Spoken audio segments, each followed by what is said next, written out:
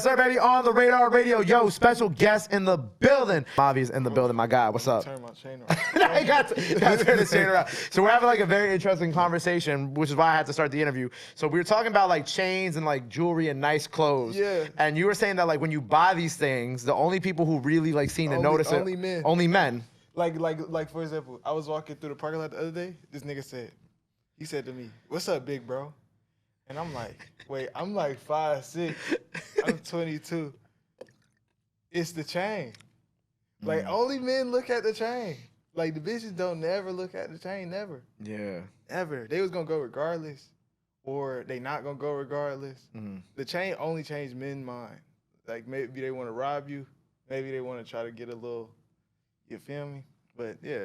Trying to figure out what you about, how you could how they could use you, type shit. Materialism is for men, bro. It's actually crazy. Cause we be saying it's for the women, but it's crazy.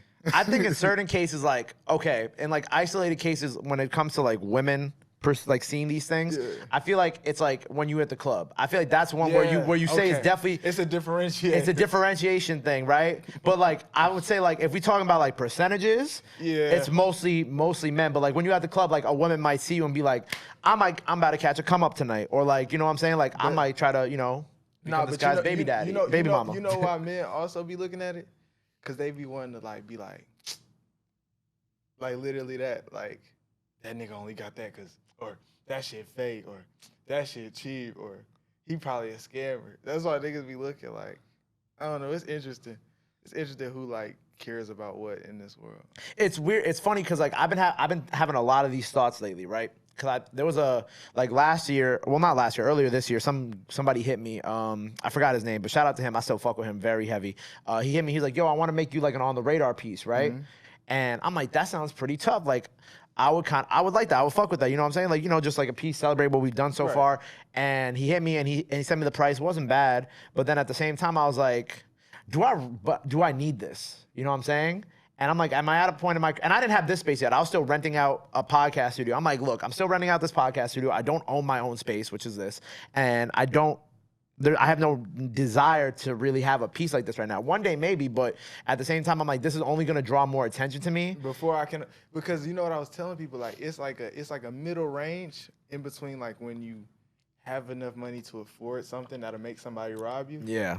And when you can afford everyday, all-day security. Right. Living in that range is real dangerous. It's real dangerous. It's real dangerous, but that's why like I was like, you know what, bro? Like this is a really nice gesture and it's a good price, but I'm gonna say no for now. Yeah. Like I feel like even now, like recently, I've just like haven't even like I thought I liked the flashy clothes. I thought I liked all that, but then like the other like 2 weeks ago, I was like, yo, I'm about to buy like just mad sweatsuits so I can wear it. Like this is one of them, just so I can wear it on the radar, so I can go chill and be comfortable and just look like a regular person. Yeah, I don't know. I just like dressing like this more than dressing with fucking I don't know.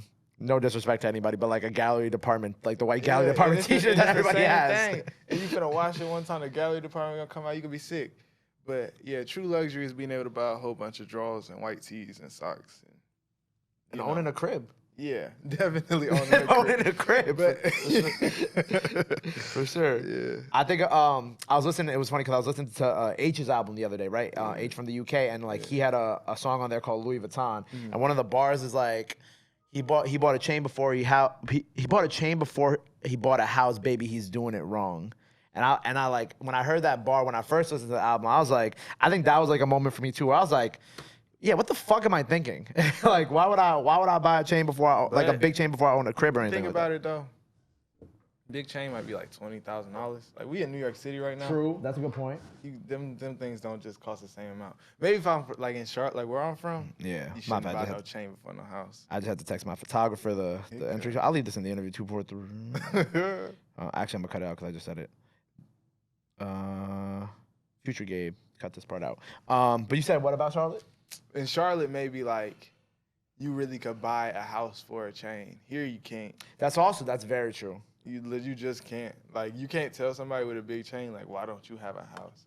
Like house costs like $10 million here. Yeah, it's expensive as fuck. But like I think like you said, that's like it's like part of the luxury. Like even when we're filming this, I'm going to Texas, right? But whenever I go to Texas, like I see these houses, I'm like, how much these houses cost? Oh yeah. And when somebody tells me how much they cost, I'm like, that costs this. Yeah. Like that's like a year's worth of rent type shit. You could get a McMansion, $250,000. You said a McMansion? Yeah, you know what a McMansion No, is? what's a McMansion? It's like, you know what a cookie cutter house is? Yes. It's like that, but a mansion. Yeah. The wall's thin as fuck too. Yeah. High key. You get it cheap. It's like for the almost rich. For the almost rich. Or Shit. like you got a real good job, but you can still fuck up your life. It's for them amount of people. That's a fact. Yeah, it was funny because like last time I stayed in Houston, we stayed in like a night, like not a McMansion, but like we stayed in a nice house. Yeah. And I swear to God, like I felt like if I like even remotely like slightly punched the walls, my hand was gonna go through it. I swear, man. The price. I was staying up here, bro. The price of shit do not negotiate like the quality. Like we was staying in some shit of like 105th in Amsterdam, and that shit was like literally had to be a renovated bando. Like our ceiling was caving in and shit. It was like $6,000 a month, some crazy shit. Yeah, like a little like a bedroom in New York, like a bedroom that looks like a hallway type shit in New York will cost like fucking God knows how much a month, like $1,500-$1,600 a month, and you like this? Why you live like this? Yeah, why do you want to live like this? this? They do people crazy up here. I be telling niggas that. But then I can't move down south, or I can't move to North Carolina or Houston because I won't be able to have, be in the space where music is, and like, have the luxury of having all y'all come to the city and having all the people in the city on the show too. But then that's why I'm glad I be telling niggas, like, I was talking to Lone Wolf about this. I was like, cause he's from Indiana. Right. And I was like, be glad that you from somewhere small so that you have to go to like the LAs and the New Yorks for work. Yeah. And you get to go back home. You know what I'm saying? You get to go back home and like keep your home is home. And your anonymity and whatever the fuck that word is. My brain. Anonymity. Anonymity, yes. Yeah, nobody care about rap shit where I'm from for real. Enough to like be like, oh, you're Mavi. And I'm Mavi from there. You know what I'm saying? So yeah.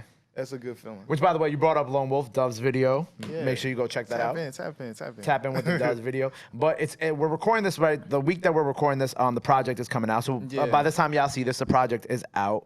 Go stream. Go stream it. And it was funny because like I took like I'm not gonna read this whole thing. I'm gonna let you talk about it. But I took like a very long quote that you said about this project. Right? It's like an accumulation of unsayable goodbyes. Yeah. Veneration of laughter. That whatever. But laughter so hard it hurts. Yeah. Out now. Yeah. Explain to me this project and like this whole very big paragraph I took about it. So like the whole big paragraph really mean like I done went through a lot of real difficult things this year and not fun shit. But then I also had like the most fun of my life this year, and like I don't know, I be having reason to smile, like even though I feel like I shouldn't sometimes. And certain things that I thought like would change my life irreparably or change my ability to be happy forever, I still gotta be happy regardless, like out of my control. And as much as like the bad shit is out of my control. So it's like, take the good with the bad. Yeah, exactly. Literally that. And like it be the same shit. Like same shit make you laugh, make you cry, Mm-hmm.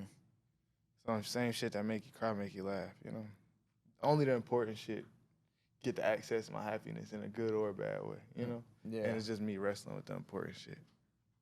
So this album is mostly you wrestling with like these thoughts of like the important shit. Yeah, for sure. Like what it is. What type of important shit?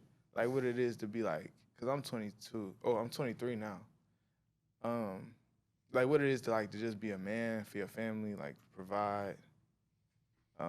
What it is to like be like a nigga in your city, like in terms of like people look up to you and how you want to represent. What I want to be as somebody with like resources and opportunity. I don't know. A lot. You're going through that phase. I know exactly what phase you're going through right now. I know exactly what phase you're going through right now. That was me at 23. But instead, I was in a global pandemic when I was 23. Yeah. It feels similar though too, because even though the pandemic part is over, like the fallout from the pandemic is still here. Yeah. So a lot of things that like my parents and shit was able to do at this age, just because how much shit costs was way different. Facts, yeah. I can't do, or like I got to do differently, or I got to be more strategic. Like my parents was able to have a regular job. They ain't have to worry about certain things I gotta worry about. Even though I don't gotta worry about certain things, they gotta worry about. Just reflecting on all them differences. Yeah. I think like at 23, it's like it becomes like a crucial moment for you because I feel like that's kind of I don't know. I feel like when I talk to artists who are of like this age, right, or I think about when I was 23 and like in the pandemic, I feel like that's kind of like you really learn. Like people be like, oh, college or like high school is when you really learn who you are. That's bullshit. You really learn who you are at that point because that's when you make like the decisions that are probably like most likely will lead you to the rest of your life, you know. It's like, and you got to think about like as a man, you have to think about, okay, like I'm gonna be at the point where I have to like get ready to possibly provide for my family soon, and how am I Yeah. gonna make this money, and how am I gonna become the man that I want to be, and what impact do I want to make on the world as a leader or as a consumer, even in Right. that aspect, if you For just want to real. be a consumer too. This shit go from like a track to a path. You know what I'm saying? Like roller coaster got a track. Regardless, you swinging in and out of the car, Yeah. you on the track. A path, nigga, it might be leaves and that shit. It might just be dirt. It might not be. It might just be all grass. You can't even tell where you're going. But it's basically more difficult to stay on a path than a track. Like Yeah. school and childhood and adolescence, it's only so much variation Hmm. from the norm or from the ideal that can happen. But once you free and able, you could be real lost and think you on the path. You know what I'm saying? Yeah. Or you could be on the path and not know it. Hmm. That's a good analogy. I'm not gonna lie. Hmm. Where do you feel like you are right now? Oh, I'm on the path for sure. You feel like you good. You on it. You in the middle. You walking. You good. I don't know if I'm in the middle of my shit. I know I'm on it. I might be veering a little bit to the left or veering a little Yeah. bit to the right, but I always run back into it for sure. I can't escape it for real. Yeah. It's crazy. And that's what this album is about. Literally, I like that. running back into my path even through the crazy good and the crazy bad. Like I had literally, bro, some of the best days of my life been some of the worst days of my life. Literally the same day. Mhm. You know what I'm saying? That's a crazy feeling, like an insane feeling. But Yeah, like you could wake up, something incredible happens, and by the time you go to bed, something horrible happens, and you're like, yeah, God damn! Like, how did these two different sides of emotions and feelings and things that could have happened, how was this able to happen in like a 16-hour period? for real. Or like I done had like the reverse happened too. Like I'll hear some crazy horrible news from home, right? But then I'll have to work and perform the same night and have like one of the best performances of my life. Like I'm down there ready to cry for how good it was. But then it was like, damn, today was horrible. Once it's over, it's a crazy feeling. Like this shit's just been high highs and low lows, like recently with me. But I think that's the music industry in yeah, for general. sure, for sure. High I highs and low definitely lows. can. With my limited experience, that seems like what the norm is. But you've been on such a great path, and it's cool because I see like I see you, right? And then Hmm. I know like you also have like these relationships with like Kenny Mason, right? Yeah, And Midwest, right? yeah, And I see all like y'all music styles are, well, you and Kenny is like a little more similar, but Midwest is on a completely different type of for thing too. sure. But I see all y'all kind of, we talking about paths, right? Right. And I see all y'all on this path, and all y'all represent different lanes in this music thing. But I see y'all as kind of like the young artists in this music game that by the time that y'all are in your mid 20s or late 20s or whatever, you guys are gonna be at this level, and you guys are gonna look back on this time as like, this is like, wow, like we really were there and now we're here. And Yeah, I see that in all of y'all. You know what I'm that's saying? a blessing though, because like I definitely can agree with that. Like so many of just my influences and my contemporaries that I'd be uh I'd be nervous sometimes because my music sound real different than niggas' music sometimes. Um, just how well they've embraced me, it gives me so much encouragement and confidence. You know what I'm saying? Yeah. And yeah, I'm really grateful for that. And a lot of different niggas from a lot of different walks of life and a lot of different lanes in music that poured into me, and I'm always grateful for that, for sure. Yeah, I wanted to ask, like, cause Midwest is obviously from the Midwest, Yeah. and Kenny is from Atlanta. So how do you begin to make these connections with all these guys? Cause I know sometimes people meet on the internet. I know Discord is a big way that a lot of artists in the underground scene at least meet each other. But how do you make these connections with all these guys? Is it through touring? Is it through like just Nah, meet like on this Instagram? shit just really a small ass world for real. Yeah, it's really just a small ass world for real. And I don't really know how niggas be finding me. Like I always be surprised that like anybody knows who I am at all. But yeah, niggas just be hitting me, and I already be fucking with niggas. I just don't be knowing their Instagrams. So when they hit me, I be like, oh shit, I fuck with you, cut, you know. But yeah, man, it's definitely as surprising for me. It's probably more surprising for me than anybody else who watching.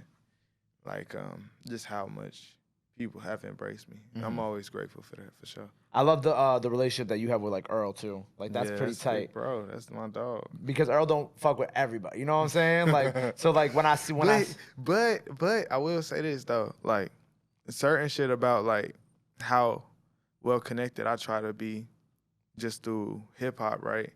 Come from him too. Like his first show in Atlanta, he had Bankroll Fresh and 21 Savage open for him. Yeah. I didn't even know that. That's tight. Yeah. So it's like in certain ways, in all the movements, I was just at Denzel Curry show. And I was telling Earl about it. And he was like, yeah, I met Denzel way back when at like X House. Like way before like in every movement, in every like cool vein of rap, like he done made some sort of representation or some kind of connection. Yeah. That's something I always took from him. Like, it's good to be in your lane, and it's good to just have good taps everywhere, you know? Just be friendly with people. You know what I'm saying? Connect with people who might not even be in your lane. Not even friendly, because I'm not the friend. Well, I am kind of friendly. You are friendly. What you talking about, bro? Stop it. I'm pretty friendly, but I'm just saying, like, not even being friendly, but just like, for example, I think rapping is like something real democratic. You know what I'm saying? Okay. Like, as far as like access to the word, I feel like anybody could be a good rapper from anywhere, from any background. Mm-hmm. And like when you acknowledge that, that make you not be so uppity about what you're doing or not take yourself so seriously as compared to other people. And so when you like approach everybody with that equal respect, like that we all doing the same craft, we all painters, we all artists, you know what I'm saying? That make the art go forward for everybody, you know? Beyond even what it might do for your career. Yeah, nah. I agree.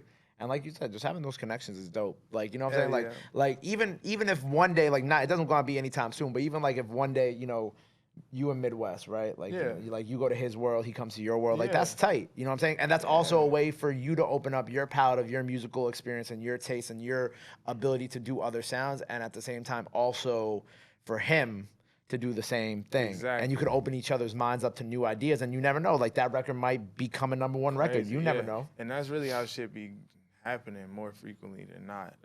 Forcing yourself to grow. Yeah. Always have good results because, you know, everybody's the same person, just different angles. You know. Why do you say everybody's the same person? Cause like, all right, so like God is the body, right? And we are just the veins. Okay. All the veins really is one vein. You know, getting real introspective real early today. But nah, that's just no. It makes sense. It makes sense. It makes sense. That's everything branches off from one thing.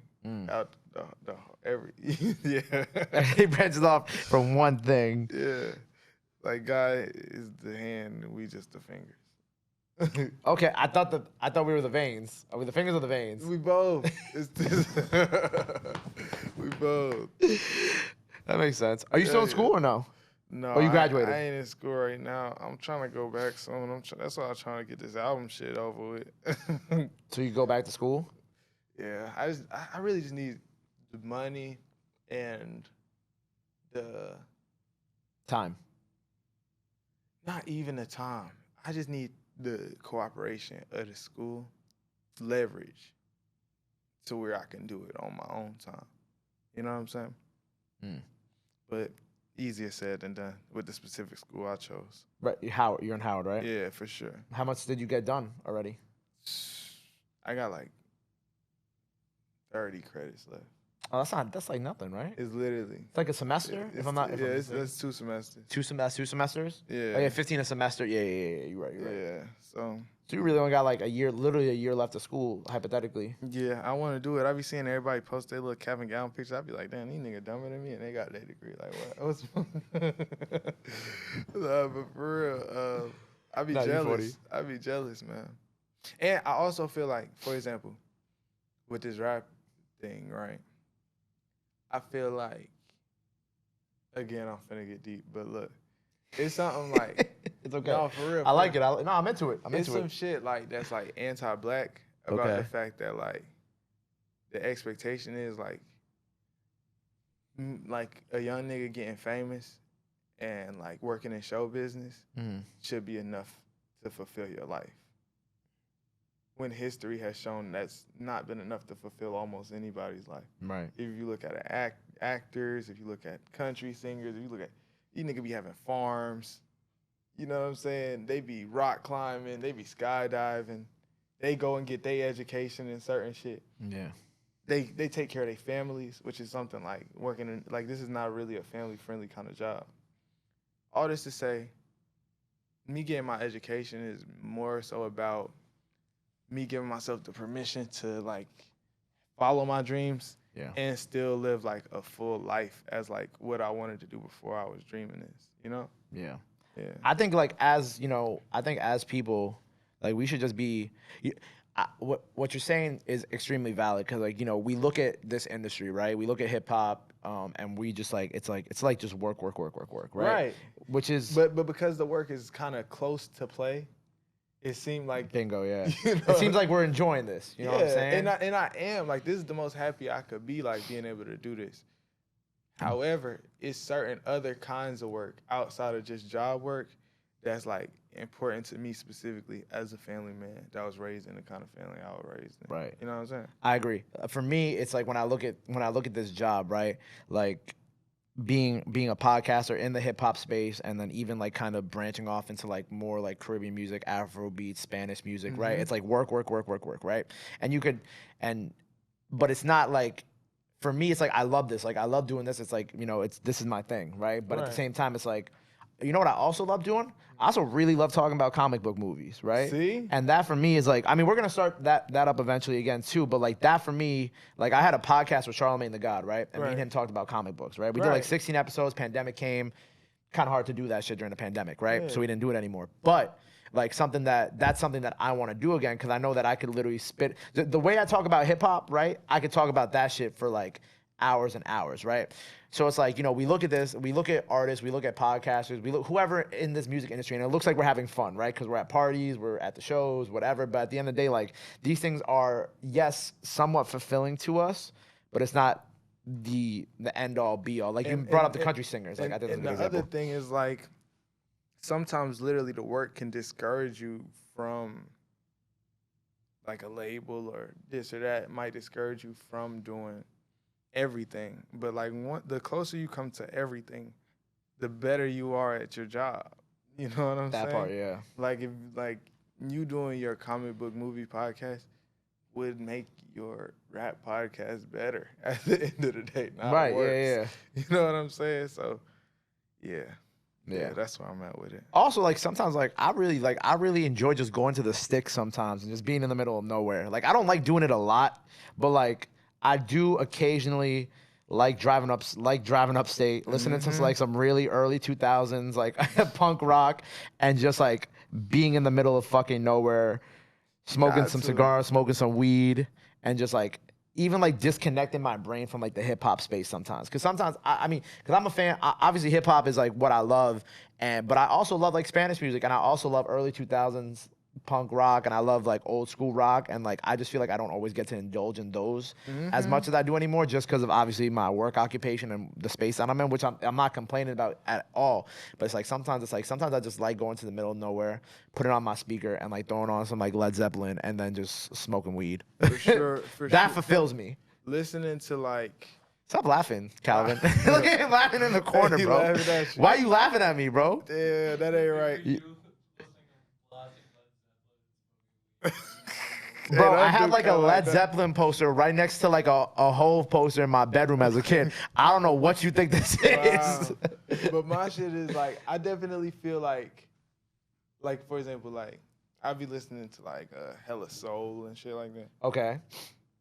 and I feel like when I'm listening to like soul or old school R&B or some shit like that, my brain is actually in like listening to music mode again. But then when I be listening to rap, sometimes my brain be like damn near in like study mode, like work mode. Yeah. And not work like isn't not fun, but like it's like Steven Spielberg going to the movies. Mm.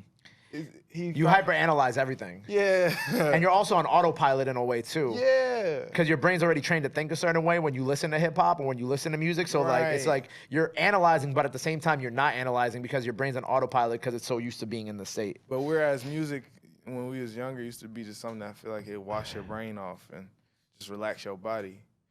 Other forms of music have been doing that for me.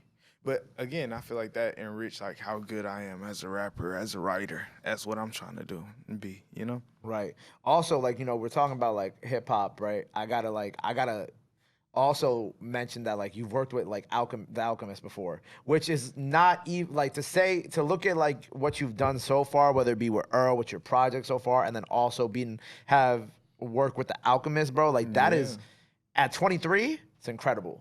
But Al is awesome. Mad funny too. Yeah. I interviewed him like 2 weeks ago at Rolling Loud. He's so hilarious. And he don't work with all kind of people that you wouldn't expect. Like the next time you chat with him, they just ask him. Al showed me like this big long ass video because he got like these security cameras in his shit. He showed me this long ass video of like Riff Raff in his studio, What like the fuck? freestyling for like an hour. That's tight. Like going stupid though. He got a song with TJX6. He got all type of shit. That's mad. I see. I would have never. I think he got one with Lil Yachty. I'm pretty sure he has. I think I think I've heard of that too. Yeah. So I feel like he touches everything, and I feel like again like the big homies they really just give me a lot of inspiration to like never turn my nose up toward music. And that's what's gonna keep you in it and keep you happy and keep you excited about doing it. Yeah. And yeah, he's just a nigga. Like Al house was like literally the first place I went to ever in LA, and I stayed at his house for like 5 days, like straight. And he's just such a great. Obviously, he's like one of the greatest producers in like just minds in hip hop history. But like he's like an amazing host, amazing big brother. Just yeah, I really fuck with Al, man. Shout out to Al, Shout man. out to Al. For Shout out sure. to Al. I really appreciate him. Shout out to Al. Also, it was funny because I saw you also too. You were like, what did you say? You said chewing is like smoking, but for a dog. Yeah, my dog, he be chewing on shit. Yeah, he'll be cooling for a second. He'll go grab some shit to chew on and just sit down like he just rolled some gas. Shout out to my dog Ace Boogie, man. That's my dog. That's like it's like smoking gas. Yeah, he be cooling. That's That nigga's I got a badass dog, man. You got a dog? Nah, I'm allergic. Oh, that sucks. I know it's like the worst thing in the world. And the problem is I love dogs That's too. like weak genes being allergic to dogs. Right, bro. I love dogs, We man. supposed to. I think I just gotta live with a dog for a week and then it's like one of those things. Don't do it. You gonna be popping Benadryl. Hey, bro, but like, what if I come out the other side Thugging? thugging? I don't know if you're supposed to do that. Nah, I actually have like friends. One of my guys who's coming here later, he actually he was allergic to cats. Cat showed up at his back porch, just took the cat in. Now he's not allergic to cats anymore. Wow. He's like I thugged it out for like 2 weeks, and then now him and the cat just cuddle. It's like when them people be like, "Oh, I used to be a racist until such a." I don't think that's the same thing, bro. It is. It is like You think that. so? It's like I used to hate niggas, but now. See, now I gotta bleep that out. Oh, I'm sorry. Look at his face. Look at Mavi trying to get my fucking video demonetized now. YouTube is gonna be like, Bah, that's it. That's the That's one. the one. That's the one. Bro, it's crazy if everybody you interview, if the Mavi interview gets demonetized. That would be insane. Right, not the drill rappers. None the of the Mavi gangster interview. niggas, none of that, just Mavi. Just Mavi, because you said that one word. Oh, damn, I'm sorry. Nah. I ain't mean it, Google and YouTube. Nah, it's okay. I'm gonna bleep it. I'm gonna bleep that shit out. Nah, but yeah, some people, they do be like that. Like, I used to hate da-da-da-das until, like, I met my friend and da-da-da. You know what I'm Until saying? I met my wife. Yeah, no, that really would it be. That really be what it be. I feel like that happens a lot in the South. Yeah. Oh yeah. Like when I go to like Orlando, I see like it's just mad interracial couples, and I'm like, interesting. And it's weird because it's like I haven't seen this many there's like in New York, it's like, you know, there's interracial couples up here in New York, but it's interesting going down to the South. It's like the most I've ever seen interracial couples in one spot. And I had this whole conversation with my friend who lives down there. She's like, yeah, I never really, because she's from up here. She's like, yeah, I never really noticed that, but now that you mention it, I'm like, yeah, it's Probably interesting. so. It's interesting. Yeah, it's just a lot of black people and it's a lot of white people in the South. So that'll do that. Yeah, it's interesting. Yeah, man. You went on tour with Jack too. Yeah, shout out to Jack. Crazy segue. That wasn't even on purpose. It was just like literally the next thing that I wanted to bring up. Yeah, I went on tour with Jack Harlow, man. Shout out to Jack. Shout out to Jack. That's my dog. It was funny because I was checking out. He got the homies on. That's what they're called, the homies. Yeah, the homies. Them is all the homies too. I really fuck with the homies. They're the homies, but they're also they really the homies though. Like I really fuck with Keys. Oh, I fuck with Ace. I fuck with Tufo, and I fuck with Sloop real heavy. Like, cause we would share the green room a lot of times. Them niggas just cool as hell, bro. And so they were also on the last tour with you. Yeah, hell okay, yeah. okay. Oh yeah, because they're Jack's artists. Yeah, I forgot. And Face and Akeem Ali. Yeah, it was a super nice time. I'm not gonna lie to you. Yeah. So what was your favorite moment of that tour? Did you have a favorite moment? Man. Bro, so what the fuck, Calvin? He knows the truth. So we're gonna talk about my DJ, then we're gonna talk about my favorite moment. Okay. So my DJ was this guy named Overcast. Shout out to Overcast. He's a legend. All kind of crazy shit was happening on tour. So it takes a little bit of roundabout. But so basically in St. Louis, like I went to go hang out with one of my homegirls from college, right? Mm. And basically through some act of another, we ended up getting in a real bad car accident, right? Oh shit, okay. Yeah, and I broke my face. So mama flew out, took care of me, took me back to the crib. I like sat for like 2 days, and then I left back to go to Houston. On the way to the airport, my uncle died. It was some crazy shit. It was a crazy like few days in the middle of the tour. So I get back to Houston, and we rapping and we doing our shit, and I put on a great show. But then like the next day, like my homie, he started feeling like really like scared and concerned for me because like I'm very obviously like concussed. You know what I'm saying? Concussed, but putting on a great show. Like very obviously concussed. But so he get concerned that he slide off, but he leave me like a pre-cut track of my whole set. Yeah. And the whole rest of the tour, that's how I perform. I used to press play on that bitch, and he used to have the breaks for me talking in it. The whole tour. Wow. Yeah. Just because you had the. Yeah, but I did good because I really enjoyed doing it with that challenge because, like, okay, so tour is like, you got to bring the same fire every single night, even though you're in a way different place, way different conditions, feeling way different.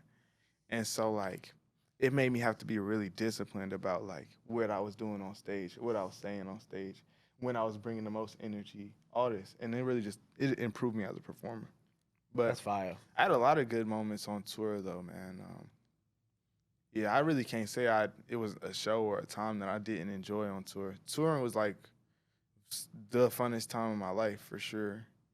And just talking to Jack and talking to the homies, talking to Face and GT, it really, like, expanded my perspective and changed like my path for the better, for sure. Was there an overseas portion of that or no? No, it wasn't overseas. It was just America. Them niggas went to Toronto, right? And I couldn't go to Toronto because you were supposed to have a PCR test versus a regular COVID test. So they ain't tell me I needed a PCR test. So I'm like, damn, all right, I'll just wait and go to the next show. So I ended up coming to the next show. Well, I look on my story the next morning, them niggas was at Drake house. Man, y'all nigga tripping. Drake was at the show, and that's the show I missed. But yeah, tour was great. That's okay. It'll come back around. Yeah, I'll see him soon. So we got the new album.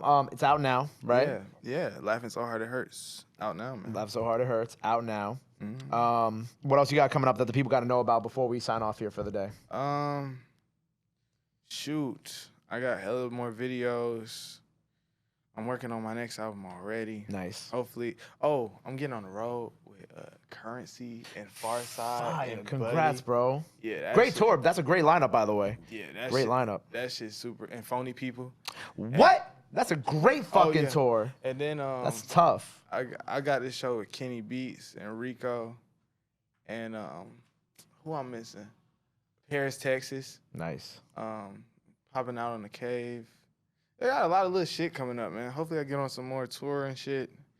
I'm really trying to finish my next album right now. And yeah, man. More shit. More action, more excitement, more money. More money, man. Well, congratulations on everything. Go get the new album. It is out now. Go run up his freestyle. That's out now. Let the people know they can follow you at. Anything else you got to say? Let the fans know right here, this camera. Yeah, my name is Mavi, M-A-V-I. You can follow me everywhere. Mavi, #4, Mayor, like what's on my chain. Mavi for mayor. And then that's everywhere. Yeah, I would just like to tell y'all, hey, man, follow your dreams, man. Fuck the nigga, man. But no, for real, like, I don't know. Your wildest dream is your truest dream. You know what I'm saying? That's what I want to tell the folks. And thank y'all for having me on the radar. Man, thank you for being here. It's been a pleasure. Congrats on all the success. I can't wait to see you when you come back to the city on tour. I will definitely be in the building. Oh, thank you. Go get the new album. Go follow him. Go run up the freestyle. Go show him some love. Go show him some support. Love and support is free, but y'all already knew that. Till next time, Mavi on the radar. We out. Boom. I got love. Boom. Love, man.